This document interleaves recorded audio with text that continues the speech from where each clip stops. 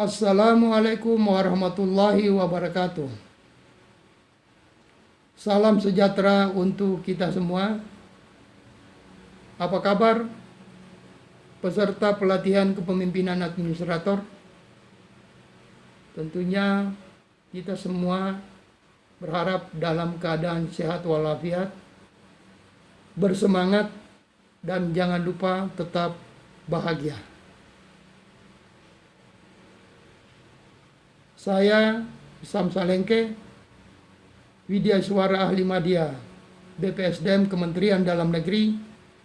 Pada sesi ini akan bersama-sama untuk mengantarkan materi manajemen risiko yang merupakan salah satu dari 7 agenda 3 yang merupakan bagian dari materi pelatihan kepemimpinan administrator.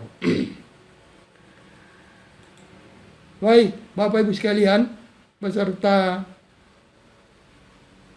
pelatihan kepemimpinan administrator yang hebat. Sebelumnya saya akan memberikan gambaran atau deskripsi singkat tentang konsep manajemen risiko ini, yaitu telah dikembangkan cukup lama dan diterapkan dalam berbagai sektor industri sesuai dengan kebutuhan yang beragam dan kemudian diadopsi di dalam manajemen pemerintahan. Selanjutnya, gambaran yang komprehensif peran manajemen risiko dalam konteks dan perspektif organisasi yang menyeluruh sebagaimana yang ditulis di dalam modul itu didahului dengan pemahaman tentang sistem pengendalian intern pemerintah. Kemudian tata kelola pemerintahan yang baik dan 3 lini pertahanan atau sering disebut dengan 3 lines of defense. Kemudian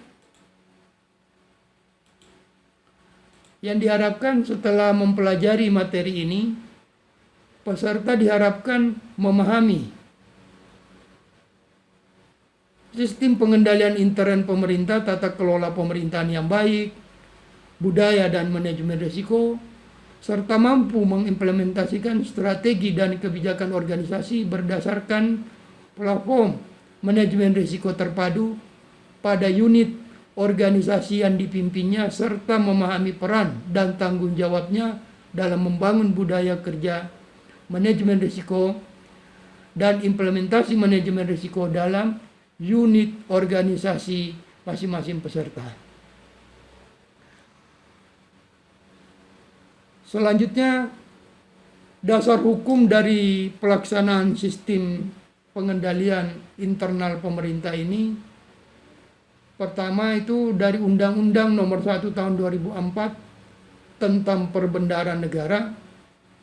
Kemudian ada Peraturan Pemerintah Nomor 60 Tahun 2008 tentang Sistem Pengendalian Intern atau sering dikenal dengan SPIP.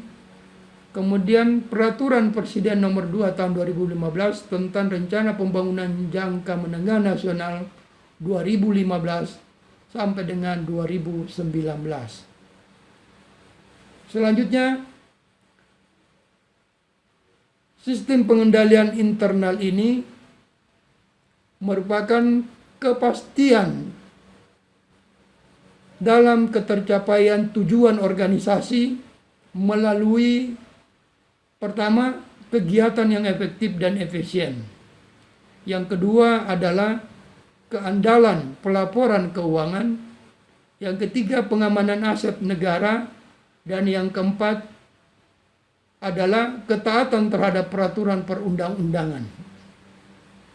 Selanjutnya, ada 5 komponen pengendalian yang integral.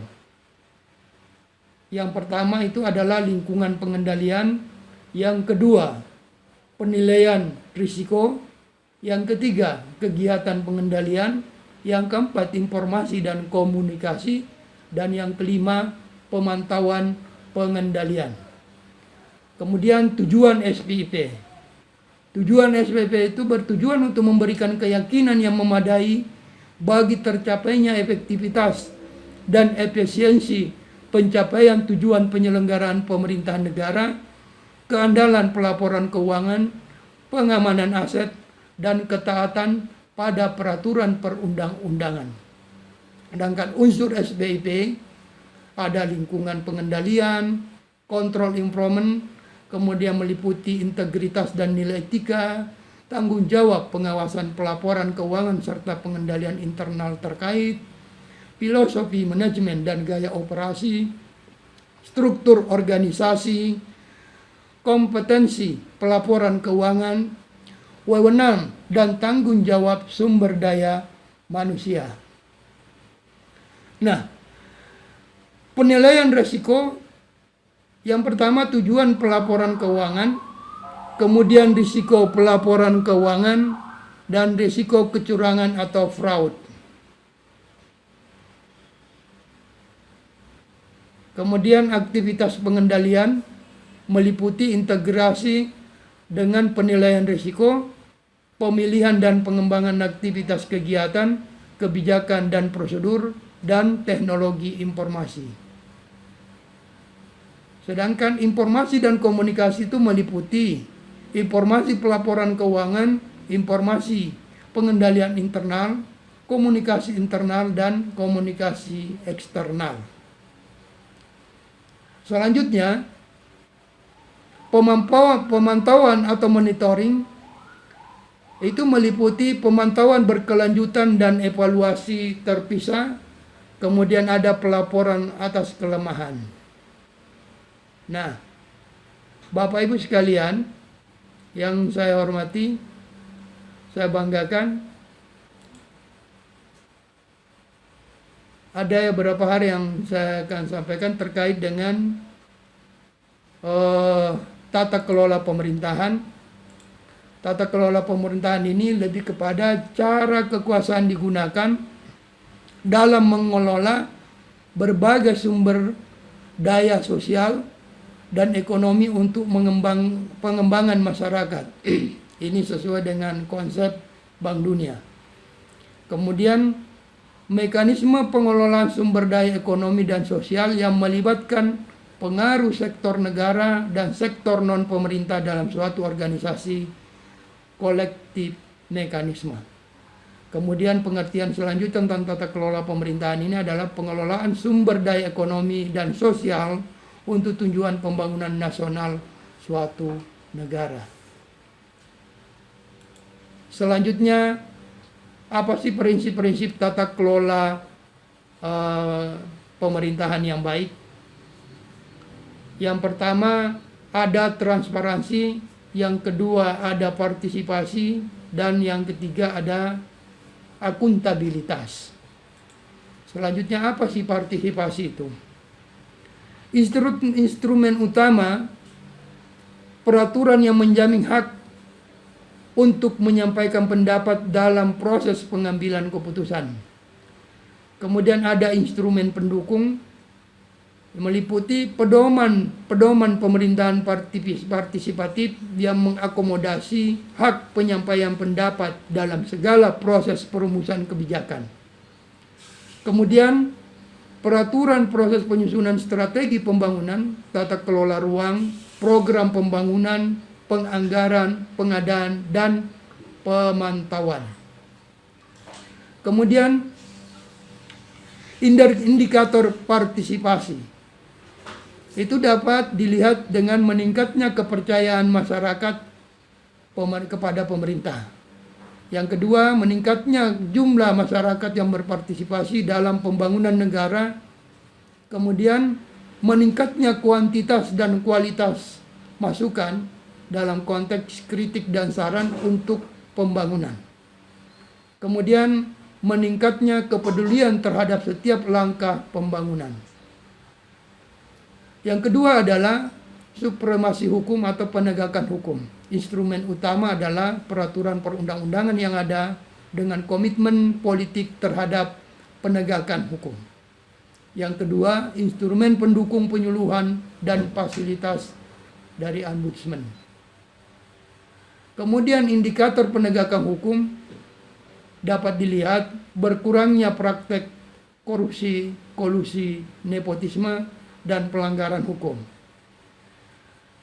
Kemudian meningkatnya kecepatan dan kepastian proses penegakan hukum, berlakunya nilai norma di masyarakat, living law. Kemudian adanya kepercayaan masyarakat pada aparat penegak hukum sebagai pembela kebenaran. Sedangkan transparansi itu instrumen utama adalah peraturan yang menjamin hak untuk mendapatkan informasi. Kemudian pendukung meliputi fasilitas database, sarana informasi dan komunikasi, petunjuk penyebaran produk-produk dan informasi yang ada di penyelenggaraan pemerintah, dan prosedur pengaduan. Sedangkan indikator transparansi itu bertambahnya pengetahuan dewasa masyarakat terhadap penyelenggaraan pemerintahan, meningkatnya kepercayaan masyarakat pada pemerintah, meningkatnya partisipasi masyarakat dalam pembangunan daerah, dan berkurangnya pelanggaran hukum. Yang keempat adalah equality atau kesetaraan.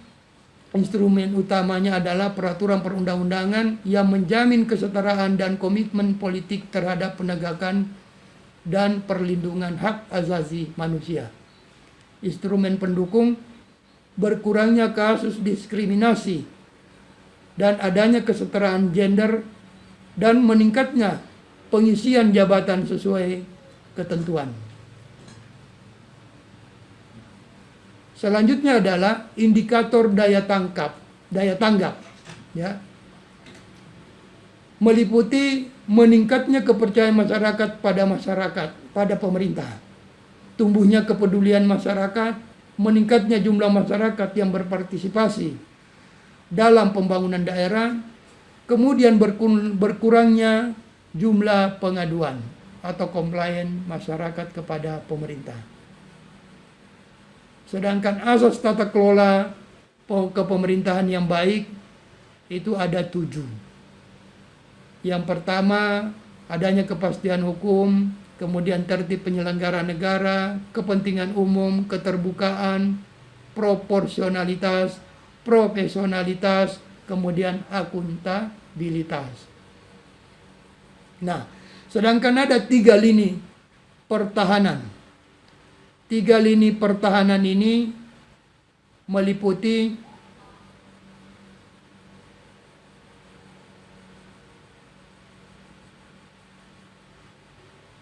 pertahanan lapis pertama. 1. Pelaksana unit operasional. Meliputi memastikan adanya lingkungan pengendalian di dalam organisasi. Yang kedua, menerapkan kebijakan manajemen risiko, kemudian adanya pengendalian. Dan selanjutnya adalah internal yang efektif. Sedangkan pertahanan lapis kedua yaitu optimalisasi fungsi-fungsi manajemen risiko dan kepatuhan, yang meliputi bertanggung jawab atas implementasi manajemen risiko, kemudian melakukan pengawasan fungsi organisasi, kemudian adanya pemantauan dan pelaporan risiko. Yang ketiga adalah pertahanan lapis ketiga. Auditor, baik auditor internal maupun auditor eksternal, yang biasa kita kenal dengan APIP dan APEC, ya, di dalam melakukan kegiatannya yang meliputi review, evaluasi terhadap rancang bangun implementasi manajemen risiko itu sendiri. Kedua, memastikan berjalan di semua lini sesuai dengan yang diharapkan. Nah, Bapak Ibu sekalian, inilah sekilas materi tentang manajemen risiko, di mana didahului dengan sistem pengendalian internal di dalamnya. Kemudian yang kedua, bagaimana tata kelola pemerintahan, dan yang terakhir adanya 3 lini pertahanan. Demikian materi yang kami bawakan atau sajikan di dalam eh, paparan ini. Semoga untuk pengembangan lebih lanjut dapat kita perdalam melalui berbagai macam media, mungkin melalui diskusi, kemudian pengembangan lebih lanjut dalam pengungkapan beberapa case yang nanti bisa kita diskusikan secara bersama. Demikian, lebih dan kurangnya mohon maaf. Terima kasih atas perhatian. Semangat. Jangan lupa bahagia. Assalamualaikum warahmatullahi wabarakatuh. Terima kasih.